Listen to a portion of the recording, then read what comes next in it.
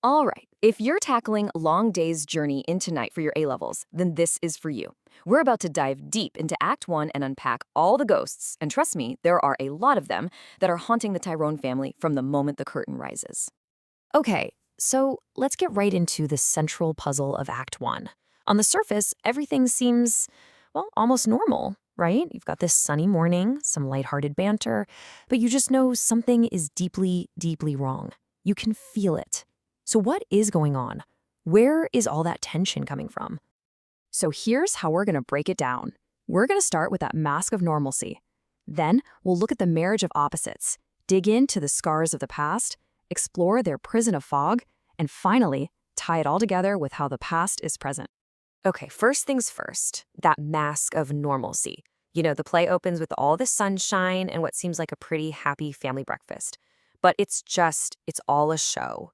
It's this incredibly fragile illusion they've built to hide the fact that they're all drowning in denial and dysfunction. And this is absolutely crucial for understanding Act 1. It's a masterclass in subtext. Seriously, what the characters don't say is a million times more important than what they do say. The real action is happening between the lines. I mean, think about it. Every time James mentions Mary's weight or how the boys just can't stop watching her every move, that's not just idle chatter. It is a scream. It's them screaming their terror about her morphine addiction without ever daring to name it. All right, so let's start peeling back these layers. The very first one we hit, right at the core of all this tension, is the marriage between James and Mary. It's this textbook case of opposites attracting and then spending a lifetime clashing. And their clash really boils down to where they came from. You see, James is what they called Black Irish. His family were peasants, and his whole identity was forged in poverty, famine, and just raw survival. But Mary, she is the complete opposite. She is lace curtain Irish. Think aspiring middle class, obsessed with having the right things, with respectability, a piano in the parlor, a good convent education. They're from two totally different worlds. And this right here is the engine that drives so much of their bitterness towards each other. Mary feels she married down culturally, even if James became a big financial success, and she never lets him forget it. This unresolved class thing, it's like a poison that seeps into every single conversation they have. It's the fuel for all that passive-aggressive sniping you see in Act 1. Okay, so we've peeled back the first layer. Now, let's go deeper. Because beyond the class divide, you've got these incredibly powerful personal ghosts haunting James and Mary. We're talking about deep, individual traumas, wounds that never healed and now dictate almost everything they do. Let's start with James. His entire psychology can be boiled down to one concept, the famine mentality. I mean, just imagine this. He was abandoned by his father at 10 years old and forced to work in a machine shop just to survive. That kind of childhood poverty doesn't just go away. It burned a pathological fear of the poorhouse into his very soul. And he says it himself in the play, right? He learned the value of a dollar and the fear of the poorhouse when he was just a kid. And once you learn that lesson, it's pretty much impossible to unlearn.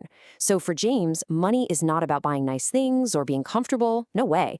It's a wall. It's a fortress he's building to keep starvation at bay. It looks like miserliness, but you have to understand, it's pure, uncut trauma. And this is where it all becomes so tragic, just devastatingly ironic. His obsession with saving a dollar here and a dollar there ends up costing him everything that actually matters. He hired a cheap hotel doctor when Edmund was born, and that doctor put Mary on morphine. That's the direct cause of her addiction. And now he's doing it again, trying to send Edmund to a cut-rate state sanatorium instead of a proper one. His fear of poverty is literally destroying his family's health and happiness. Now let's look at Mary, because her trauma is the total opposite of James's.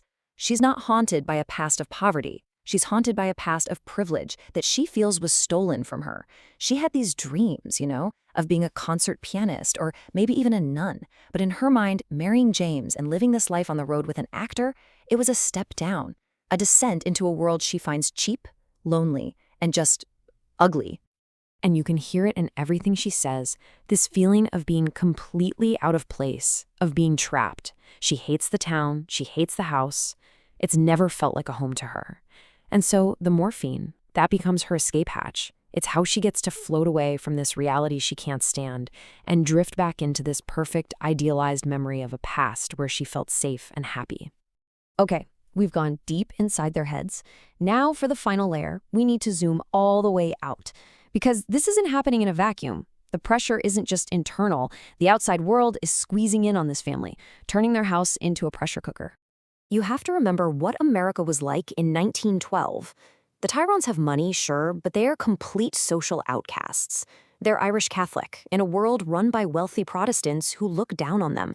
And on top of that, James is an actor, which back then was just not seen as a respectable job. So they're shunned by their neighbors. What does that do? It forces them to turn inward, creating this super defensive, suspicious, us-against-the-world family bubble. And that brings us to the fog. The fog in this play is so much more than just bad weather. O'Neill is very deliberate about it. It's a physical symbol of their isolation. As the fog rolls in from the sea, it literally cuts them off from the outside world, trapping them inside that house with nothing but each other, and all of their ghosts to torment them. So there's no escape. The outside world is hostile, and the inside? Well, the inside offers no comfort either. Mary says it best. It's a cage, not a home. Every piece of cheap furniture, every single dim light bulb is a constant, physical reminder of James's famine mentality. The house itself is a mirror of their internal misery and darkness. All right, so let's pull all these pieces together. Let's see how all of this, the class conflict, the personal trauma, the social isolation, creates the family we meet in Act 1. A family that is literally drowning in its own past. It really is a vicious cycle of trauma. You can trace it. The cause? That's Irish history. The Great Famine, poverty, immigration. The symptom?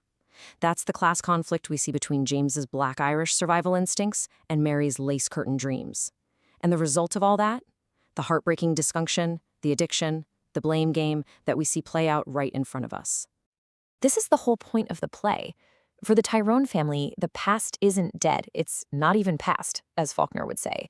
It is alive. It is a ghost sitting right there with them in the living room. So every single fight about a light bulb, every passive-aggressive comment, every desperate moment of denial, it's all being dictated by these ghosts from their history. So this all leads back to you and that subtext scripting activity.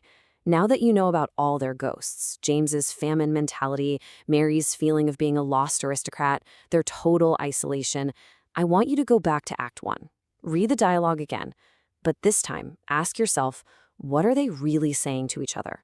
What's the terrified, angry, desperate monologue happening inside their heads? If you can write that, you've found the real tragedy and the real genius of this play.